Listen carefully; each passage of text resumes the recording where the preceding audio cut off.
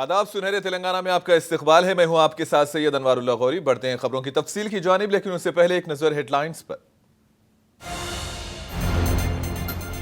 जुनूबी भारत के साथ इम्तियाजी सुलूक का रेवंत ने मरकजी हुकूमत पर लगाया इल्जाम। पूछा, मरकजी हुकूमत मेडारम जात्रा को क्यों नहीं दे रही है कौमी त्यौहार का दर्जा। सिकंदराबाद कंटोनमेंट हल्के की एमएलए की अलमनाक मौत, सड़क हादसे की जांच का अमल जारी।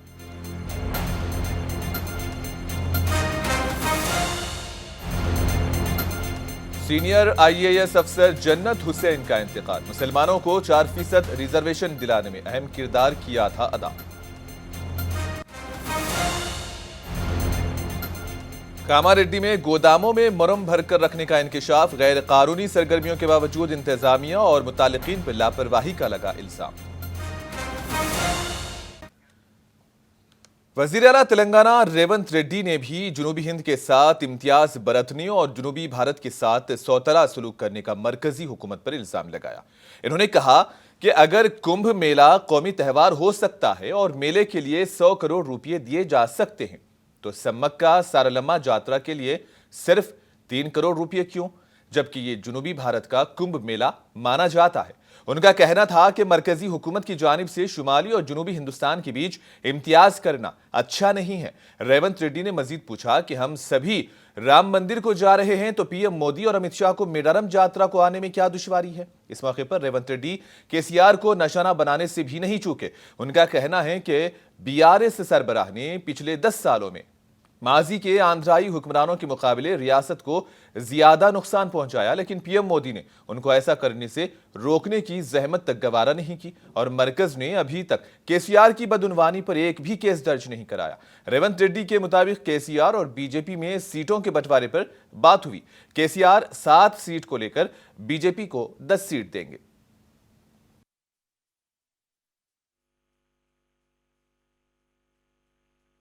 ఈరోజు జాతీయ అంతర్జాతీయ స్థాయిలో ప్రఖ్యాతిగాంచిన సమ్మక్క సారలమ్మ జాతరని జాతీయ పండుగగా ప్రకటించమని కోరుకున్నప్పుడు కేంద్ర ప్రభుత్వం నిర్ణయం తీసుకోకపోయినా పర్వాలేదు, కానీ మరి పత్రికల్లో చూసిన కేంద్ర మంత్రి కిషన్ రెడ్డి గారు జాతీయ హోదా ఇవ్వడం కుదరదు అని వారు మాట్లాడినరని నేను పత్రికల్లో చూసిన.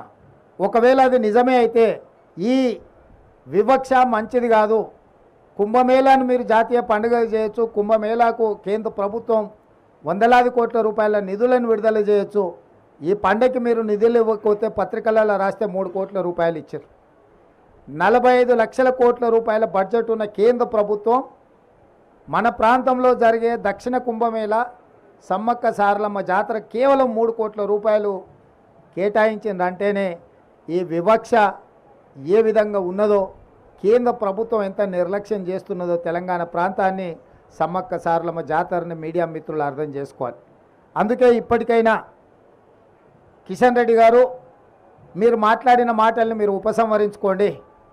తక్షణమే కేంద్ర ప్రభుత్వం నరేంద్ర మోడీ గారికి, ప్రధానమంత్రి గారికి చెప్పండి, ఇంకా సమయం ఉన్నది. तेलंगाना की गवर्नर तमिलिसाई सुंदरराजन ने मरकजी वजीर अर्जुन मुंडा के हमरा आज मेडारम यात्रा का दौरा किया। दोनों शख्सियात ने यहां अपनी मजहबी रसूमात अंजाम दी।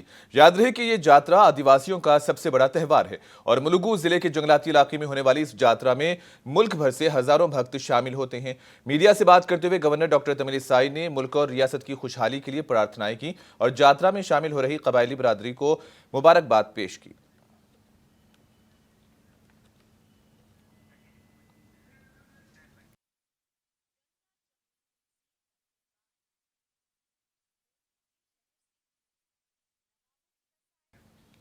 मरकजी वजीर किशन रेड्डी ने आज जिले आसिफाबाद के कागज नगर में प्रेस से बातचीत की। इस दौरान इन्होंने तेलंगाना के सीएम रेवंत रेड्डी पर जमकर तनकीद की। इन्होंने कहा कि तेलंगाना हुकूमत के पास जमानतें पूरी करने के लिए पैसा नहीं है, लेकिन सिर्फ वादे करके और लुभावनी स्कीम्स के नाम पर आवाम को गुमराह कर रहे हैं। इस प्रेस कॉन्फ्रेंस के बाद तेलंगाना बीजेपी सदर और मरकजी वजीर किशन रेड्डी ने कागज नगर के राजीव गांधी चौक से पार्टी के विजय संकल्प यात्रा का आगाज किया।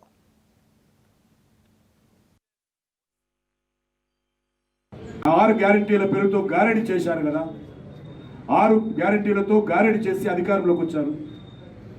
మరి మీ గ్యారెంటీలు ఏ రకంగా అమలు చేస్తారో చెప్తారా? కనీసం మీకు అవగాహన ఉందా, క్లారిటీ ఉందా? చెప్పాల్సిన అవసరం ఉంది. ఈరోజు ఆర్థిక వనరులు ఏ రకంగా సమకూర్చుకుంటారో చెప్తారా? ఈరోజు ఏ రకంగా రైతుల రుణమాఫీ ఎప్పుడు చేయబోతున్నారు, రైతు బంధు ఎప్పుడు ఇవ్వబోతా ఉన్నారు, ఎన్ని రోజులు ఇస్తారు, మీరు శాశ్వతంగా మీరు కనీసం మీరు అధికారంలో ఉన్నన్ని రోజులైనా ఏ రకంగా ఇస్తారో మీ దగ్గర ఒక కార్యాచరణ ప్రణాళిక నేను ఉందా? ఏరు దాటేంత వరకు ఏటి మల్లయ్య, ఏరు దాటినంత బోడి మల్లయ్య అనే విధంగా ఉంది కాంగ్రెస్ పార్టీ ప్రభుత్వం. కాబట్టి ఈరోజు మనవి చేస్తా ఉన్నాను, ఖచ్చితంగా రానున్న రోజుల్లో కాంగ్రెస్ పార్టీ దేశంలో ఉన్నటువంటి 40 సీట్లు తగ్గేటువంటి అవకాశం, వాళ్ళు పెట్టిన కూటమి బద్దలవుతా ఉంది. కాంగ్రెస్ పార్టీ నాయకులు కాంగ్రెస్ పార్టీని విడిచిపోతా ఉన్నారు. 2019కి ఇప్పుడు చూసినట్లయితే కాంగ్రెస్ పార్టీ మరింత బలహీనంగా ఉంది.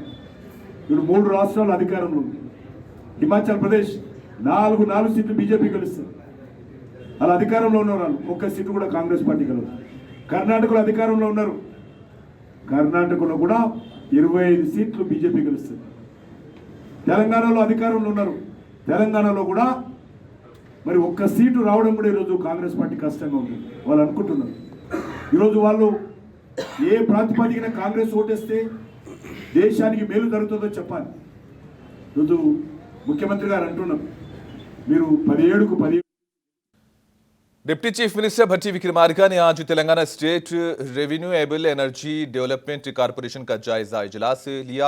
प्रजा भवन में टीएस रेडको के ओहदेदारों के साथ इन्होंने एक अहम जायजा मीटिंग की। इसी दौरान इदारे की तरफ से चल रहे मंसूबों पर पेशरफ्त के बारे में जामे अंदाज में उमूर का जायजा लिया गया। इस मीटिंग में टीएस रेडको के वाइस चेयरमैन और मैनेजिंग डायरेक्टर जानैया संगारिनी के चेयरमैन और मैनेजिंग डायरेक्टर एन बलराम और दीगर मुताल्लिका ओहदेदारों ने भी शिरकत की।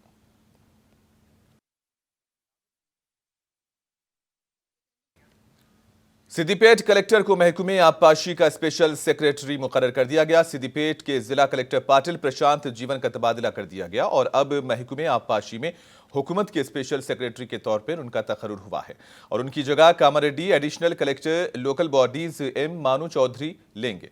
Greater Warangal municipal commissioner Rizwan Badshah Sheikh का तबादला करके उन्हें जनगांव डिस्ट्रिक्ट कलेक्टर के तौर पर तैनात किया गया। जनगांव के कलेक्टर रहे शिवलिंगैया को जनरल एडमिनिस्ट्रेशन डिपार्टमेंट को रिपोर्ट करने को कहा गया है।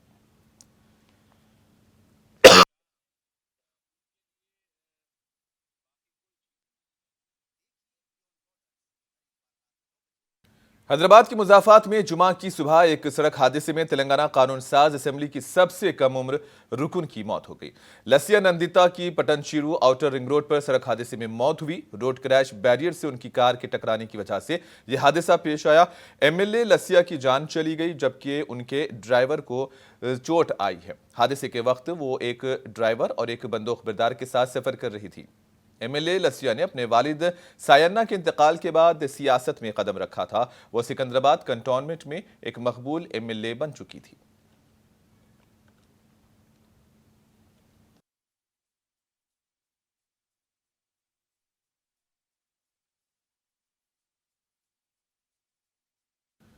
Chief minister CM Revanth Reddy भी आंजहानी लसिया नंदिता की सिकंदराबाद में वाक़ई रिहाइशगाह पर पहुंचे। इन्होंने सिकंदराबाद कंटोनमेंट की महलूक एमएलए लसिया नंदिता को खिराज अकीदत पेश किया।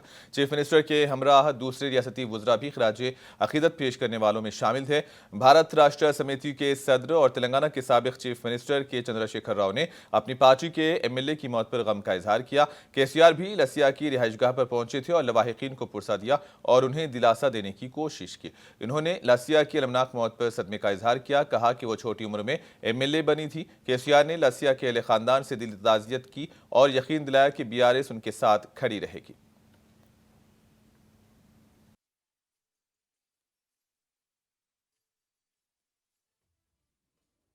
जन्नत हुसैन के इंतकाल पर इजहार ताज़ियत किया गया। तेलंगाना हुकूमत के मुशीर मोहम्मद अली शब्बीर ने भी रंजो गम का इजहार किया। शब्बीर अली ने जन्नत हुसैन को एक इंतहाई बाशऊर, हुनरमंद और काबिल शरीफ इंसान करार दिया।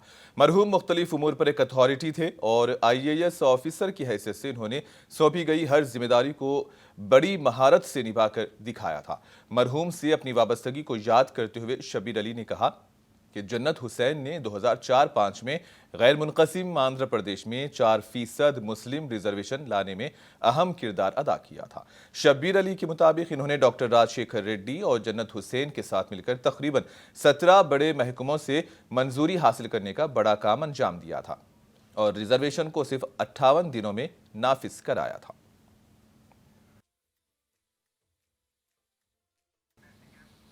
मेदक TNGOs भवन में तेलंगाना रैतु रक्षणा समिति की जानिब से किसानों का एक इजलास मुनक्किद हुआ। इस प्रोग्राम में तंजीम के रियासती सदर P श्रीहरि और दीगर ने शिरकत की। इस इजलास के दौरान कई करारदादें भी मंजूर हुई। किसान लीडर P श्रीहरि ने कहा कि लोकसभा इंतखाबात में किसानों के मसाइल को हल करने का वादा करने वाली सियासी पार्टियों के उम्मीदवारों को ही किसान पार्लियामेंट भिजवाएंगे।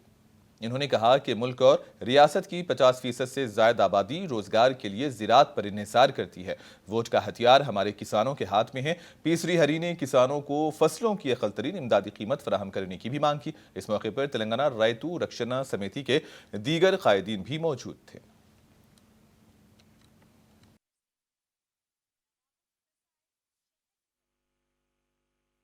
రైతుల పరిస్థితి దేశ జనాభాలో 50% ఉన్నటువంటి రైతుల పరిస్థితి దేశవ్యాప్తంగా ఎక్కడ వేసిన గొంగడి అక్కడే అన్నట్టు ఉన్నది. త్వరలో పార్లమెంట్ ఎలక్షన్స్ వస్తున్నది కాబట్టి రైతులందరూ సంఘటితమై మన డిమాండ్లన్నీ ఏ రాజకీయ పార్టీ అయితే వాళ్ళ మేనిఫెస్టోలో మొత్తంగా ఉంచి రైతులను శాశ్వతంగా కష్టాలు లేకుండా బ్రతకడానికి నమ్మకం కలిగిస్తూ అన్ని పార్టీని గెలిపించుకోవాలని చెప్పి రైతులందరినీ సంఘటితం చేసేందుకు తెలంగాణ రైతు రక్షణ సమితి ఉద్యమించింది. ఇందులో భాగంగా ఈరోజు మెదక్లోని వివిధ మండలాలకు చెందిన రైతులతో సమావేశం ఏర్పాటు చేయడం జరిగింది. పంటల బీమా పథకము చికమక పెట్టకుండా ప్రీమియం మొత్తం కేంద్ర ప్రభుత్వమే భరించి ఏ దశలో కానీ ఏ కారణం చేత కానీ పంట నష్టం జరిగినట్లయితే 30 రోజుల్లోపు సంబంధిత రైతు నష్టపరిహారం పూర్తిగా हुकूमत की जानिब से एहतजाजी किसानों के खिलाफ की जाने वाली कार्रवाई की मुखालिफत हो रही है और एक किसान की मौत के खिलाफ कामारेड्डी में CPI-ML प्रजा पंथा की जानिब से एहतजाजी मुजाहिरा किया गया। इसी दौरान PM का अलामती पुतला भी नजर आतिश किया गया। CPI-ML प्रजा पंथा के जिला सेक्रेटरी रामा कृष्णा ने नौजवान किसानों की पुलिस फायरिंग में मौत पर अफसोस का इजहार किया। किसानों को अक़ल तरीन इमदादी कीमत फराहम करते हुए मुतालिबात को पूरा करने की इन्होंने हुकूमत से मांग की। इस एहतजाज में जिला सेक्रेटरी प्रकाश, ऑल इंडिया प्रोग्रेसिव किसान यूनियन के जिला सदर परमेश और दीगर ने भी हिस्सा लिया।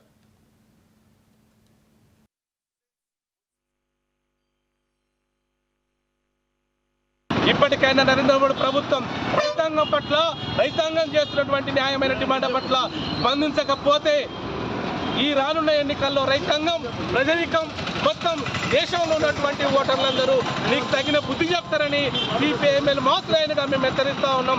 అంతేకాకుండా దేవుడి పేరుతో మతం పేరుతో మొత్తం దేశంలో ఉన్నటువంటి ప్రజానికాల మనోభావాల్ని రెచ్చగొట్టి విపరీతంగాను సీట్ సంపాదించి మరోసారి గద్దెనెక్కాలని ఏదో కోరినట్టు అవుతున్నాం నరేంద్ర మోడీ. ఆ కలలన్నీ కలలైపోతాయి. దేశంలో జరుగుతున్న నిరుద్యోగం పెరిగిపోతున్న స్థితి, వ్యవసాయ రంగం అనేక రకాల సంక్షోభంలో ఉన్న స్థితి, యువకులందరూ కూడా చాలా ఉపాధి లేక అనేక ఇబ్బందులు పడుతున్నటువంటి నేపథ్యంలో నువ్వు మతం పేరుతో రెచ్చగొట్టడం అనేది ఈ ప్రజలందరూ గుర్తిస్తున్నారు. నీకు తగిన बांसवाड़ा में म्युनिसिपालिटी कमिश्नर की हैसियत से MA अलीम ने ओहदे का जायजा हासिल कर लिया। मुकामी माइनॉरिटी शादी खाना चेयरमैन अब्दुल वहाब ने म्युनिसिपालिटी कमिश्नर MA अलीम और म्युनिसिपल चेयरमैन गंगाधर की शालपोशी की। इस खुसूस में अब्दुल वहाब ने कमिश्नर से दरखास्त की कि माह सियाम की आमद के पेश नज़र शहर बांसवाड़ा के अलावा तमाम अतराफ व अकनाफ के इलाकों की मसाजिद में साफ सफाई के इंतजाम हों। पीने के पानी और दीगर बुनियादी सहूलतों की फराहमी का इन्होंने मुतालबा किया।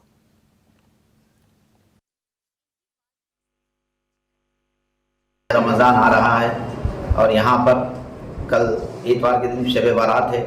उस दिन रात में तमाम लोग नमाज के बाद अपने मरहूमीन के इसाले सवाब के लिए क़ब्रिस्तान जाते हैं और क़ब्रिस्तान की साफ़ सफाई के ताल्लुक़ से और वहाँ करंट और सफाई का इंतज़ाम के लिए और माह रमज़ान के इंतज़ाम के लिए रमज़ान के महीने में मसाजिद के पास सफाई और ब्लीचिंग पाउडर डालना और पानी और करंट का नज़्म और ये सारी चीज़ें उनको कहने के लिए और उनसे मुलाकात भी करने के लिए और यहाँ बांसवाड़े के म्युनिसिपल चेयरमैन जनाब गंगाधर साहब की मौजूदगी में और यहाँ के तमाम जो साफ़ सफाई के काम है जिम्मेदारियाँ और इसी नुमाइंदगी के लिए आज यहाँ म्युनिसिपल ऑफिस में आकर उनसे नुमाइंदगी की गई है और यहाँ के MLA साहब जनाब पोचाराम सिन्हा साहब को भी इस माह रमज़ान मुबारक माह रमज़ान महीने की जो है ना आमद के ताल्लुक से बताया गया है साफ़ सफाई का और करंट का ख़ास तौर पर रमज़ान में सहर और इफ्तार के वक्त में और पीने के पानी का इन चीज़ों का ख्याल रखा। कामारेड्डी के आसपास के इलाकों में मुरम की गैर कानूनी जखीरा अंदोजी का पर्दाफाश हुआ। गोदामों के नाम पर उपलवाई और मिशापुरम गांव के मुजाफात में बड़ी तादाद में मुरम की गैर कानूनी नक्कासी की मुंतकली का अमल जारी है, लेकिन मुतालिका उहदेदार इस मसले से सरफे नजर कर रहे हैं। कामारेड्डी जिले के रामारेड्डी मंडल में ये धंधा धड़ल्ले से जारी है और ये शिकायत भी है कि रामारेड्डी मंडल तहसीलदार और mining department inspector Nagaraju AD Kranti Kumar इस जिमन में मीडिया के सवालों से भी बच रहे हैं और मुतालिका अफसर रोजाना दफ्तर आने की जहमत तक गवारा नहीं कर रहे। जानकारी देने के लिए खत लिखने पर जोर दिया जा रहा है। मीडिया के नुमाइंदों के फोन नहीं उठाए जाते और इस जिमन में जिले कलेक्टर की मुदाखलत पर लोगों ने भी जोर दिया है।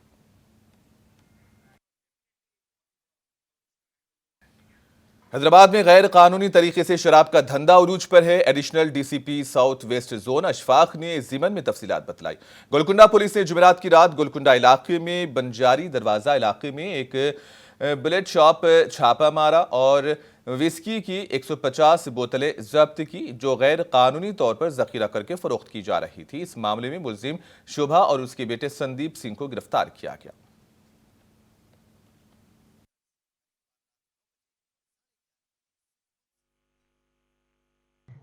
के पास एक राशन दुकान के बाजू राशन दुकान की आड़ में ऐसा शराब बेचा जा रहा है बल्कि, तो वहाँ पे हम रेड करके पूरे 150 बाटल मुख्तलिफ किस्म के ब्रांड्स हैं इसमें, वो सीज किया गया और इसको चलाने वाले शोभा और उनका लड़का संदीप सिंह है, ये दोनों मिलके ये धंधा कर रहे थे और ये धंधे की वजह से इसमें यूथ और पूरे एरिया वाले पूरे उसमें पी के उनकी सेहत खराब कर ले रहे थे। इस लिहाज से इनको रेड करके पकड़ा गया। हम राशन की दुकान वो सिविल सप्लाईज को लिखेंगे, हम उसके ऊपर एक रिपोर्ट लिखेंगे। और आखिर में हेडलाइंस पर एक और नजर।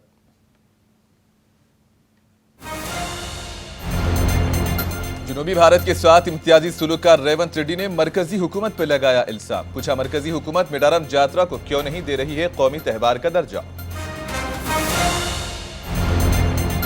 सिकंदराबाद कंटोनमेंट हल्के की एमएलए की अलमनाक मौत, सड़क हादसे की जांच का अमल जारी।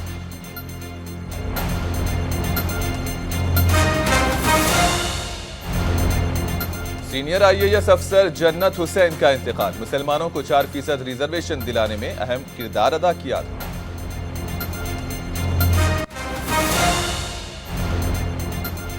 कामारेड्डी में गोदामों में मुरम भरकर रखने का इंकिशाफ, गैर कानूनी सरगर्मियों के बावजूद इंतजामिया और मुतालिकीन पर लापरवाही का इल्जाम। और इसी के साथ ही खबरों का सिलसिला यहीं पर इख्तिताम पजीर होता है। दीजिएगा इजाजत, अल्लाह हाफिज।